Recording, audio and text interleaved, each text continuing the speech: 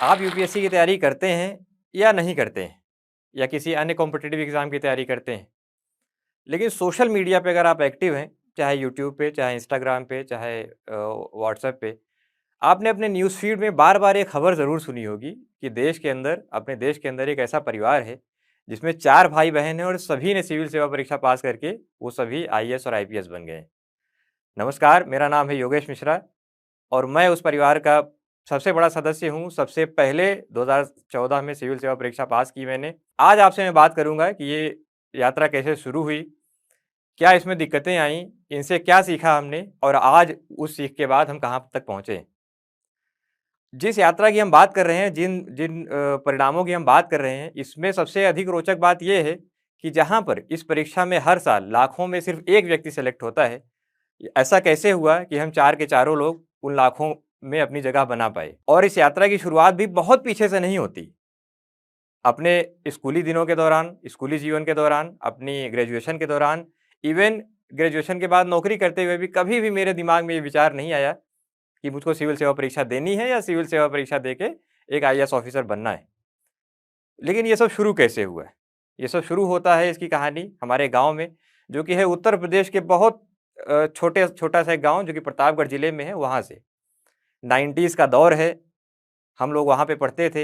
ये वो दौर था जब बिजली की किल्लत थी, कंप्यूटर और मोबाइल का शायद आविष्कार भी नहीं हुआ था या हुआ था तो हमको पता नहीं था। ये वो दिक्कतों वाला दौर था। लेकिन हम लोग अपनी पढ़ाई पढ़ते गए और अपने माता-पिता के द्वारा बताए गए रास्ते पर चलते रहे। माता-पिता हमेशा ये कहते थे कि जो भी पढ़ाई पढ़ रहे हो अच्छे से पढ़ो, आगे जो होगा देखा जाएगा। थोड़े अच्छे होंगे तो आगे चल के साइंस में पढ़ लेंगे, थोड़े कम अच्छे होंगे तो आर्ट्स में पढ़ लेंगे। लेकिन साइंस पढ़ के भी क्या होगा, आर्ट्स पढ़ के भी आगे क्या होगा, इसके बारे में भी कोई क्लैरिटी नहीं थी। हालाँकि गाहे-बगाहे खबर सुनने में मिलती थी कि हाँ, ये आदमी आईएएस ऑफ़िसर बन गया, ये आदमी पीसीएस ऑफ़िसर बन गया और उसकी समाज में एक प्रतिष्ठा थी। उसी से के आकर्षण से कभी-कभी मन में विचार आता था कि एग्ज़ाम देंगे। किस्मत की अच्छी थी, मैंने साइंस साइड लिया, साइंस साइड में पढ़ाई करते हुए मेरा सिलेक्शन हो गया इंजीनियरिंग के लिए। मैंने अपना इंजीनियरिंग कर लिया मोतीलाल नेहरू से, इलाहाबाद में और उसके बाद मैं अपनी नौकरी करने लगा। यहाँ से यूपीएससी का और मेरा जो भी थोड़े बहुत ताल्लुक रहे होंगे, वो भी पूरी तरह खत्म हो गए। लेकिन मेरी बहनों ने अपनी तैयारी जारी रखी। उनके मन में उन्होंने इस अंकुर को पल्लवित होने दिया, ये बड़ा वृक्ष बन गया और एक समय आया जब उन्होंने ग्रेजुएशन और पोस्ट ग्रेजुएशन अपनी कंप्लीट करने के बाद, वो तैयारी उन्होंने स्टार्ट कर दी। लेकिन सफलता अब भी उनसे कोसों दूर थी, क्योंकि कोई दिशा ही नहीं थी, कोई कोई ज्ञान ही नहीं था।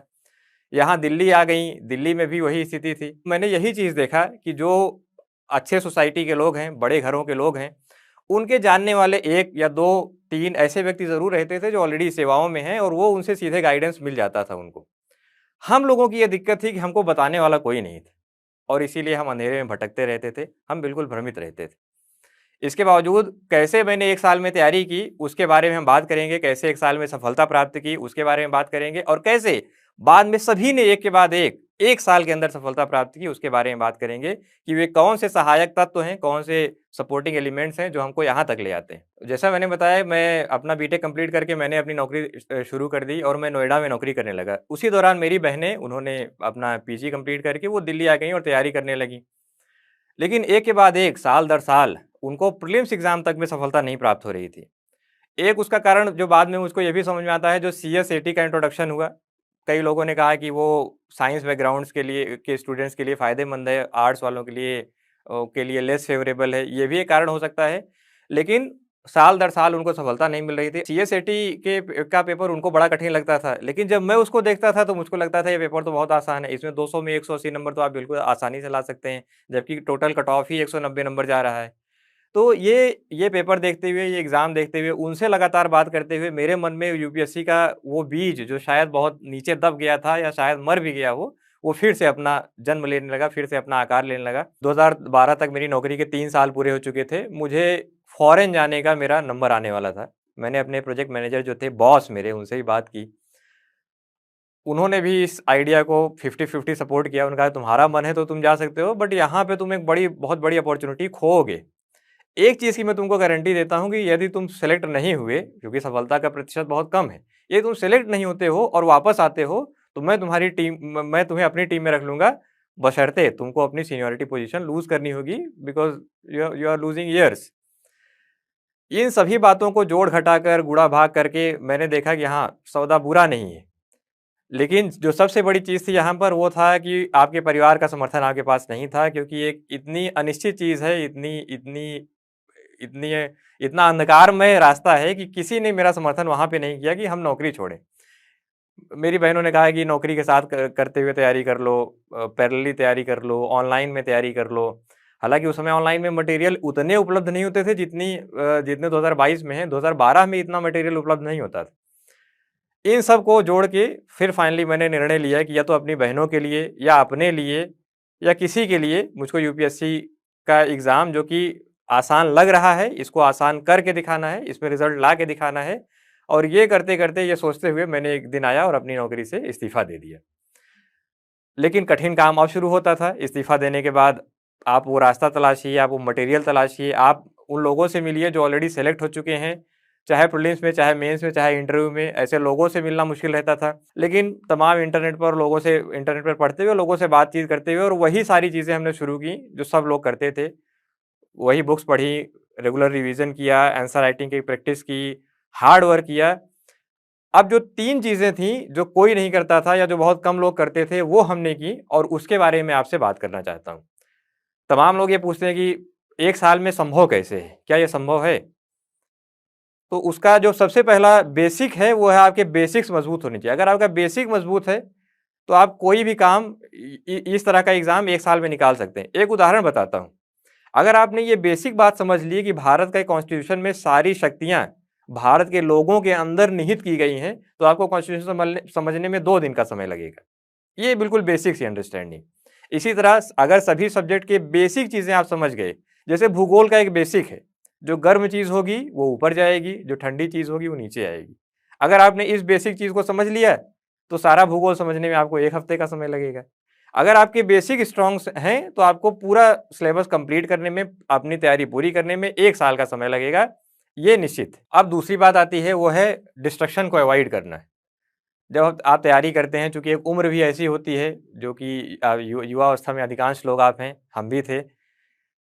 बहुत ज़्यादा डिस्ट्रैक्शंस होते हैं, हम ये करते हैं, वो करते हैं, इधर जाते हैं, उधर जाते हैं। इस चीज़ को हमने 1 साल के लिए अवॉइड किया। 1 साल के लिए आप यकीन मानिए, हमारे जो पिछले 4 महीने पहले हमारे कोलीग थे, उनको भी नहीं पता था कि मैं कहाँ रहता था, कहाँ जाता था, कहाँ आता था, क्या पढ़ता था। अपने मोबाइल नंबर मैंने बदल दिए, हर हर जगह आना-जाना बंद कर दिया। सिर्फ़ उन्हीं लोगों से मैं मिलता था जिनसे मुझको लगता था कि इनसे मिलने में मेरा कोई फ़ायदा है। इनसे मिलने में मुझको परीक्षा को लेके कोई हेल्प मिलेगी, सिर्फ़ उन्हीं लोगों से मिलता था। इस डिस्ट्रैक्शन को मैंने पूरी तरह अवॉइड करके अपने आप को एकदम नैरो कॉन्टैक्ट में रखा, और ये जो दूसरी चीज़ थी, जिसने मेरी बहुत मदद की 1 साल में एग्ज़ाम क्लियर करने में। तीसरी आती है प्लानिंग। जब मेरे पास 1 साल का समय मिला, तो मैंने इतनी बढ़िया से सारी प्लानिंग की कि मेरा 11 महीने में सारा सिलेबस कंप्लीट हो जाए। ऐसे ही बाद में ऐसे लोग मुझको मिले, जिनके पास मान लीजिए 9 महीने का समय है, 10 महीने का समय है। आप उस 10 महीने के अकॉर्डिंग आपको जो भी उपलब्ध समय है, उसके अकॉर्डिंग अपनी प्लानिंग बनाइए। हमने हमेशा ऐसी प्लानिंग बनाई, जितना समय उपलब्ध है आप उसमें ऐसी प्लानिंग करिए कि आपका पूरा सिलेबस कंप्लीट हो जाए, आप प्रॉपर रिवीजन कर लें। क्योंकि बिना प्लानिंग के अगर आप चल रहे हैं, तो आपका रिज़ल्ट भी बिना प्लानिंग का ही आएगा। और आप वो प्लानिंग कमीशन की तरह 5 साल के जैसे पंचवर्षीय योजनाएँ आती थी, आपकी तैयारी उसी तरह योजनाबद्ध तरीके से चलती रहेगी। लेकिन अगर आप प्लानिंग करेंगे, 1 साल में आएँगे, 1 साल तैयारी करेंगे और 1 साल की प्रोसेस में आप निकल जाएँगे। क्योंकि ये बात आप ज़रूर जान लीजिए कि जितना समय और जितना वर्ष आप तैयारी में लगाते हैं, इसका बेनिफिट किसी को नहीं मिलता, ना आपको मिलता है और ना देश को मिलता है। आप जितनी देर से सेवा में पहुँचते हैं, आपको आपका सीनियॉरिटी का उतना लॉस होता है और देश को आपकी सेवाओं का लॉस होता है। अगर आप योग्य हैं और आप जल्दी पहुँचते हैं, तो देश को आपकी सेवाओं का लाभ अधिक मिलता है, जल्दी मिलता है, और आपको लाभ है ही है, जब आप जल्दी पहुँचेंगे।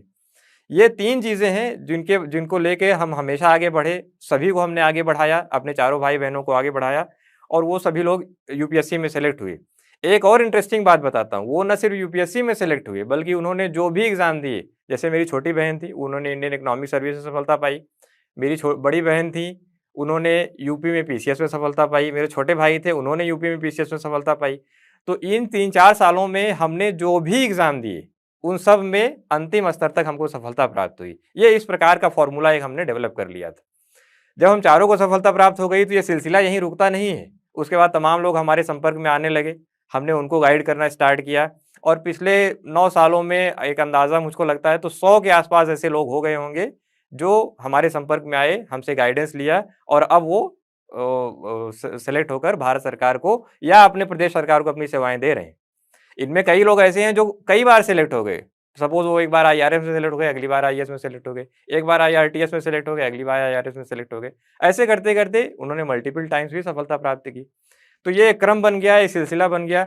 इसका कारण एक ये भी था कि हम जब चारों सेलेक्ट हो गए तो कई लोग हमसे ये पूछते थे, हम चारों से अलग-अलग पूछते थे कि आपने ये कैसे किया? आंसर राइटिंग कैसे करें? कॉन्सेप्ट को कैसे क्लियरेंस की स्टेज पर ले आएँ? इन सभी बातों को सुनते हुए और साल दर साल ऐसे लोगों की संख्या भी बढ़ती गई। तो इन सभी बातों को सुनते हुए और समावेश करते हुए हम लोगों ने खुद अब एक इनिशिएटिव लिया है और एक ग्लोरी आईएएस के नाम से हमने अपना एक चैनल और अपना एक प्लेटफ़ॉर्म स्टार्ट किया है, जहाँ पे हम अब के समय के लोगों को गाइडेंस देते हैं और स्टार्ट करते हैं। तो ये थी हम लोगों की कहानी जो लगभग 90s से स्टार्ट होती है, 2012 में उसमें एक डिसिसिव टर्न आता है, एक खतरनाक मोड़ आता है और वो चलते-चलते अब 2022 में पहुँचती है, जिसमें 2014 में मेरा अपना सिलेक्शन होता है, मेरी छोटी बहन 2015 में सेलेक्ट होती हैं, बड़ी बहन 2016 में सेलेक्ट होती हैं और उसके बाद मेरे छोटे भाई हैं, वो भी सेलेक्ट होते हैं। मैं इस समय इंडियन ऑर्डिनेंस फैक्ट्री सर्विस में हूँ, वर्तमान में शाहजहाँपुर यूपी में पोस्टेड हूँ। मेरी बहन जो आईपीएस हैं, वो कर्नाटक में पोस्टेड हैं, कर्नाटका कैडर की आईपीएस हैं। मेरी छोटी बहन झारखंड कैडर की आईएएस हैं और वो रामगढ़ एक ज़िला है, वहाँ की डीएम हैं। और मेरे छोटे भाई झारखंड में ही कोडरमा एक ज़िला है, वहाँ के डीडीसी हैं, सीडीओ जिसको अपने यहाँ बोलते हैं ज़्यादातर जगहों पे।